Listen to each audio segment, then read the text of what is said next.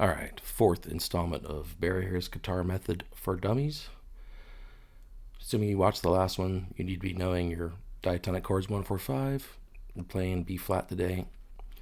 We're just going to be adding the added resolution of playing the 6th on the 5th and how not to have to think about it because we're smooth-brained. We don't want to think about that. This is the song that we'll be looking at. 12-bar blues, same one as last time. We're just adding an extra layer of resolution. We're going to continue just to make this more and more complex. So, what does Barry Harris mean by playing the 6th on the 5th? What he means is, like if we're playing the B flat and you're going 1, 2, 3, 4, 5, that would put us in F. So we're going to play F minor 6 over B flat. And if we're thinking about E flat 7, 2, 3, 4, 5, which is B flat minor 6. Well, I don't want to have to do translations. If you look back to the first video, if somebody tells me what a burrito is, I know what it is without having to translate to Spanish first. So looking for the same kind of shortcuts to flash between. So we're going to first just look at the shape variation between the B flat dominant 7 and the F minor 6. And honestly, I'm not thinking about it as F minor 6 at all. I'm just thinking about it as B flat dominant 7 with some sauce, because the bass note of the bass player is really defining what the root is here. So what happens when you play the minor 6th on the 5th degree of a B flat dominant 7, you're getting like a 9th or 13th sound. Again, I don't even want to think about that. So like, look at this first position. We learned this in the last video.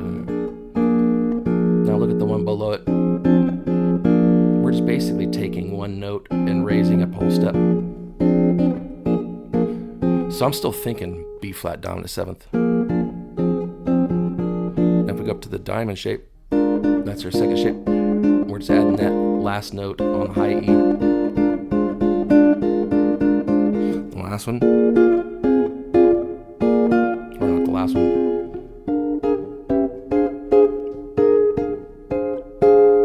So again, we're trying to get this as simple as possible. So it's just B flat dominant 7 with a note sprinkled in.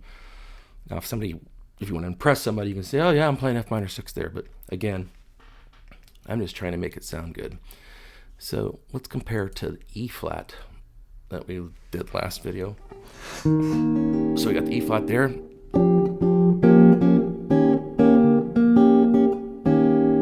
the next one's going to be, there's the dominant 7, there's the minor 6, or as I'm thinking about, still E flat.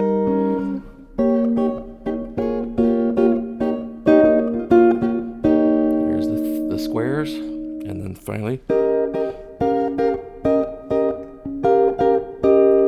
hopefully you can see those. So how do we practice this? We just go really, really slow. We can start with just playing these minor 6. We're just thinking of them as their roots. Oh, somebody's got. Oh, hold me. Okay. So again, I'll start the B flat blues from the old style progression from Guitar Improvisation. Great channel. Subscribe to him. And I'm just going to hang on these minor 6 shapes. I'm still thinking about just dominant 7s with some added sauce. So this is the first step of getting them down. It's just playing them in position. 4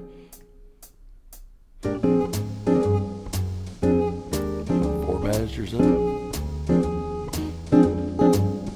B flat, which is B flat minor 6. Screwed up.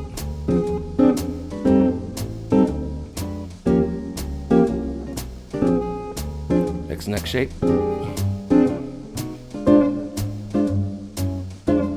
Diamonds on the top.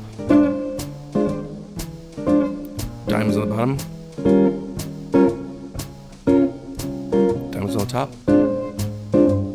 Just slide that E flat up to F.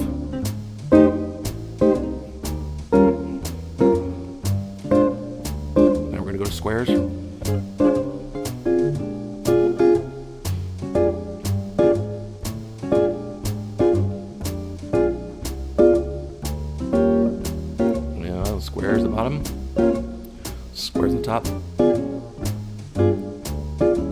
slide up.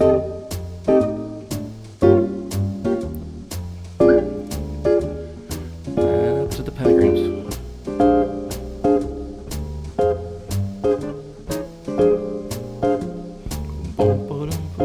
E flat 7.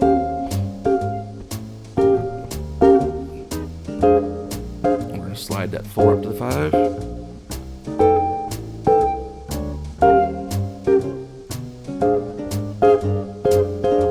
There we go. So you do that a number of times just to get those chords feeling useful. Honestly, probably the best way is to jump in and do all of them. So here, you're gonna have to have a monitor the size of Texas to see this probably.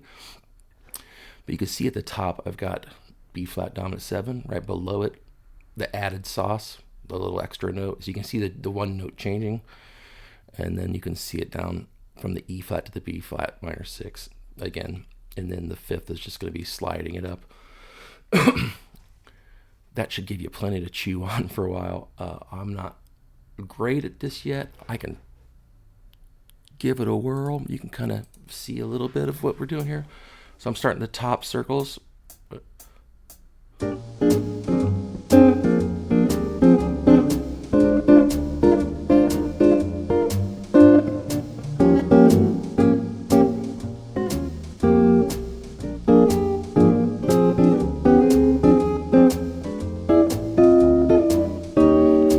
Makes it a lot more complex, and I'm not good at it yet, but that's what we're doing. We're dummies, so we're working on it together. So remember, we just practice one little thing, add the extra complexity. We just keep adding. Yeah, I just kind of look at all of these dominant 7s as like one chord. Instead of looking at them as like 4 different shapes, it's just one chord. It's just starting in different places. All right, well, that's numero 4. Thanks a lot.